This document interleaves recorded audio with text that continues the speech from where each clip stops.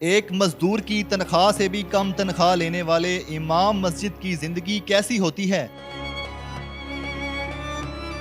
امام مسجد معمولی سی تنخواہ سے اپنے اخراجات کیسے پورے کرتے ہیں؟ جانتے ہیں 54 سال سے امامت کرنے والے امام مسجد حاجی حنیف صاحب سے۔ السلام علیکم، اردو پوائنٹ میں خوش آمدید۔ میں ہوں آپ کا میزبان عثمان بٹ۔ ناظرین، امام مسجد ہمارے اسلامی معاشرے کا ایک ایسا اہم کردار ہوتا ہے جس کے بغیر نہ تو نکاح ہو سکتا ہے اور نہ ہی جنازہ پڑھایا جا سکتا ہے۔ امام مسجد وہ ایک اہم شخص ہوتا ہے جس کے ذریعے ہماری نئی آنے والی نسل کو دین اسلام کی تعلیم ملتی ہے اور آگے ملتی رہے گی۔ لیکن کتنی حیرت کی بات ہے کہ ایک امام مسجد کی جو تنخواہ ہے وہ 7 سے 8 ہزار روپے سے لے کر 15 ہزار روپے تک ہوتی ہے، اور زیادہ سینئر ہو تو 20 سے 25 ہزار روپے تک ہوتی ہے۔ اتنی کم تنخواہ میں ایک امام مسجد دین اسلام کو پھیلاتا ہے، لوگوں تک پہنچاتا ہے، مگر کیسے گزارا کرتا ہے اتنی کم تنخواہ میں؟ یہ تنخواہ ایک مزدور کی تنخواہ سے بھی کم ہے، اور کبھی کسی امام مسجد کو احتجاج کرتے نہیں دیکھا کہ اس کی تنخواہ کم ہے، اس کے خرچے پورے نہیں ہوتے، اس کے گزارے نہیں ہوتے۔ تو یہ سب ہم جانتے ہیں۔ اس وقت ہم لاہور کی ایک مسجد جامعہ الباری میں موجود ہیں، اور یہاں پر 54 سال سے امامت کرنے والے ایک ایسے امام صاحب حاجی محمد حنیف صاحب ہیں۔ ان سے جانتے ہیں کہ اتنا زندگی کا دورانیہ انہوں نے امامت میں دے دیا ہے، لیکن انہوں نے کیسے زندگی گزاری، کیسے خرچے پورے کرتے ہیں، ان کی زندگی کیا ہے، ان کی پرسنل لائف کیا ہے، نجی لائف وہ کیسے گزارتے ہیں، یہ ہم ان سے جانتے ہیں۔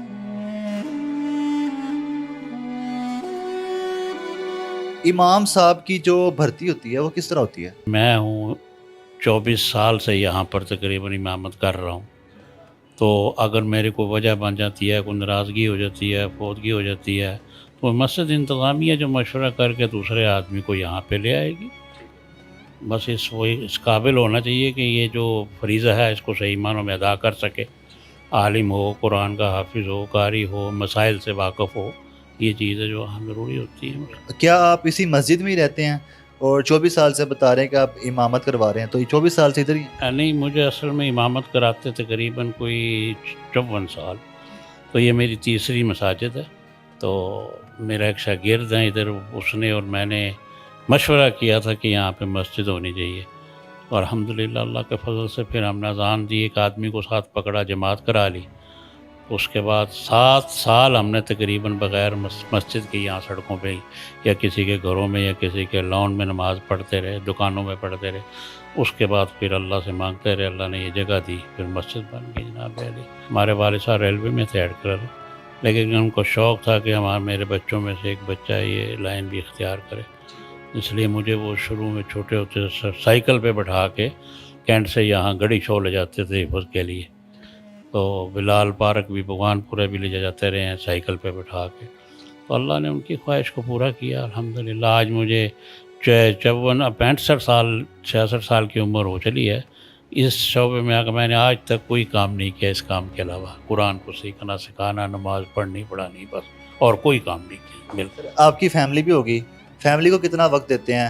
اور فیملی سے ہٹ کے جب آپ مسجد میں ہوتے ہیں امامت کے لیے یا دیگر فرائض کے لیے، دینی فرائض؟ یہ ایک شروع سے ہی ہے کہ میں صبح فجر کی نماز آتا ہوں پڑھانے کے لیے، تقریباً میں 3:30 اٹھ جاتا ہوں صبح، اور ہر گرمی سردیوں میں وقت کے لیے اذان سے آدھا گھنٹہ پہلے تو اٹھ جاتے ہیں، پھر آتا ہوں یہاں پہ نماز پڑھاتا ہوں۔ تو گرمی سردیوں میں تو میرا اصول ہے بڑے پرانا کہ میں واک کرتے ہوئے آتا ہوں گھر سے، اور میرا گھر جو ہے یہاں سے تقریباً کوئی 2.5 کلومیٹر پہ ہے، تو گرمیوں میں بائک پہ آ جاتا ہوں۔ آپ امامت کرتے ہیں اور آپ کے پکی ڈیوٹی آپ نے آنا ہوتا ہے۔ جو نمازی حضرات ہوتے ہیں جو 5 وقت نماز پڑھتے بھی ہوں، لیکن دوست احباب بھی ہوتے ہیں، دوستوں کی محفلیں ہوتی ہیں، تو وہ نماز چھوڑ دیتے ہیں اکثر، بعض اوقات آپ نہیں چھوڑ سکتے، تو آپ اس کے لیے کیا کرتے ہیں؟ دوستوں کو کتنا وقت دیتے ہیں؟ کبھی دوستوں کے ساتھ باہر گئے ہیں آؤٹنگ پہ؟ اچھا جی، میں شروع ہی سے میری ایک خاموش طبیعت کا میں مالک ہوں۔ خاموشی کو میں زیادہ پسند کرتا ہوں، تنہائی کو میں زیادہ پسند کرتا ہوں۔ تو میرا یہ نہ میں آج تک کسی مذہبی جلسے میں، نہ میں سیاسی جلسے میں، نہ کسی ریلی میں، نہ کسی دھرنے میں، بالکل آج تک میں ان چیزوں سے میں پرہیزی کرتا ہوں۔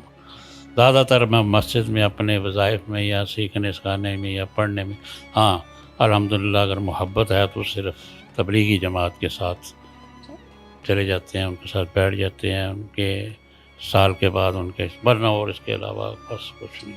سر ایک امام مسجد کی تنخواہ جو ہے کہا جاتا ہے 7-8 ہزار سے شروع ہوتی ہے اور پھر بڑھتے بڑھتے جتنے بھی بڑھ جائے 25,000 تک ہی جاتی ہے. تو کیا اس تنخواہ میں ایک امام مسجد کے خرچے پورے ہو جاتے ہیں؟ الحمدللہ اس میں تھوڑی ہو یا زیادہ ہو اللہ برکت ڈالتے ہیں.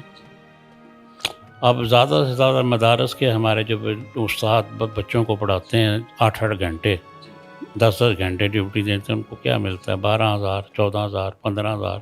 اس سے زیادہ کسی بہت کوئی عالم یا اچھے پڑھے لکھے ان کو زیادہ مل جاتی ہیں، ورنہ عموماً امام مسجد کی تنخواہ 18 20 25 30 اس سے زیادہ وہ کیا ہوتی ہے.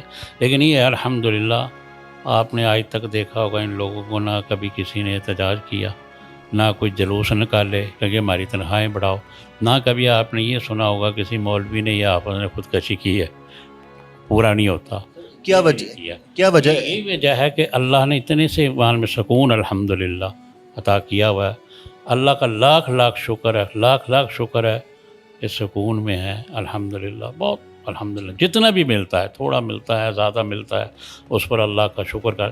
اس سے اس کام میں شعبے میں اس سے بڑھ کر اور کیا ہے، جو عزت اور مقام اللہ نے دیا ہے وہ کسی اور ادارے میں یا کسی اور شعبے میں کسی کو. میری مسجد کے اندر مقتدی حضرات ہیں الحمدللہ، دانشور بھی، تاجر بھی، وکیل بھی اور اپنا جج صاحبان بھی ریٹائر.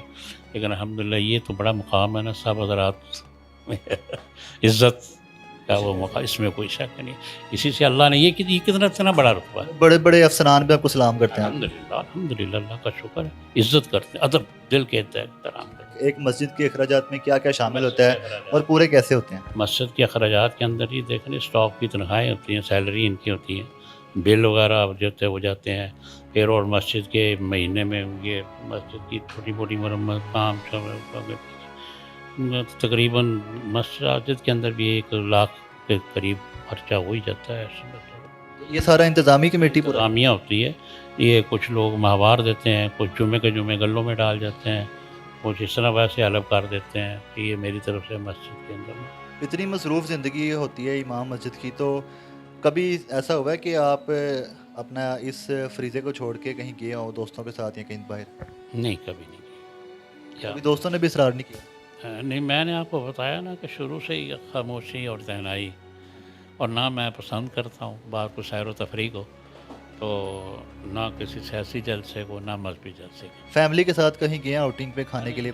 بالکل آج تک نہیں. فیملی کہتی نہیں کہ چلیں کھانے پہ چلتے ہیں؟ بالکل.